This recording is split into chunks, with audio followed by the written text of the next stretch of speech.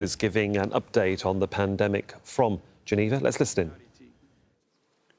Today, countries came together not only to pledge their financial support, but to also pledge their commitment to ensuring all people can access life-saving tools for COVID-19.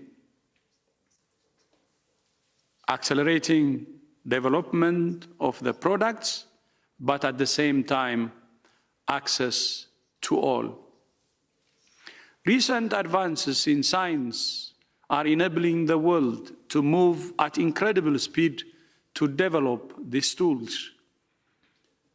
But the true measure of success will not only be how fast we can. None of us can accept a world in which some people are protected while others are not. Everybody should be protected. None of us are safe.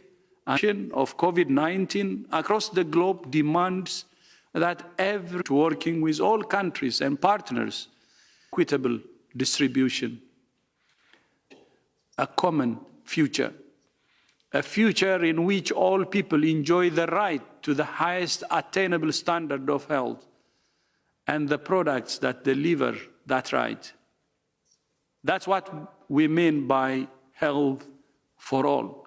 We have been saying it for the last more than 70 years since the WHO was created.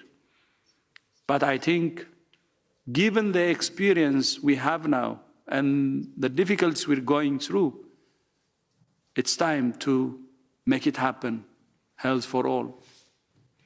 But one of the best tools is also one of the most basic: clean hands. The simple act of cleaning hands can be the difference between life and death, and remains one of the most important public health measures for protecting individuals, families, and communities against COVID-19 and many other diseases.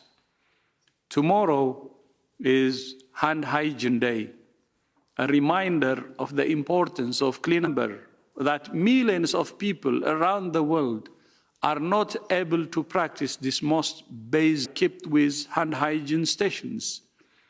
And three is an old problem that requires new and vastly increased attention. If we're to stop COVID-19, dramatically increase investments in soap, access to water, and alcohol-based hand rubs. Tomorrow also marks the International Day of the Midwife.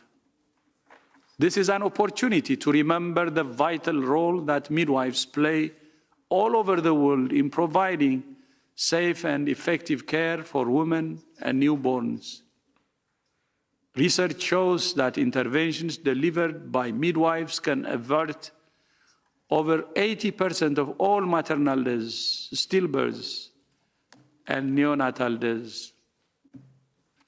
The service of midwives is actually a lifeline for many. Childbirth can be one of the most precious moments in a woman's life, but it can also be one of the most dangerous, as you know.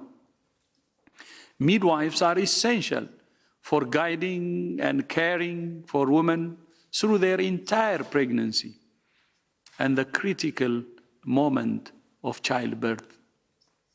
But we need more Hand Hygiene Day and tomorrow to clap for nurses and midwives and thank them for their role in delivering. On the global pledging online conference that having a short amount has now been collected to try and move forward and find a vaccine, and also use that money towards complementary therapies, medicines and remedies to try and combat COVID-19. He also touched on the fact that tomorrow, Tuesday, will be International Hand Hygiene Day and also International Day of the Midwife. Now, the hardest-hit country in the Middle East is reopening some mosques, but Iran's capital, Tehran, remains a virus hotspot. President Hassan Rouhani says social distancing is more important than collective prayer. Zain Basrawi is in the capital. Iran's government has announced the names of more than 100 towns and cities across the country that they now consider safe or white zones. These are places that health officials say have seen a dramatic drop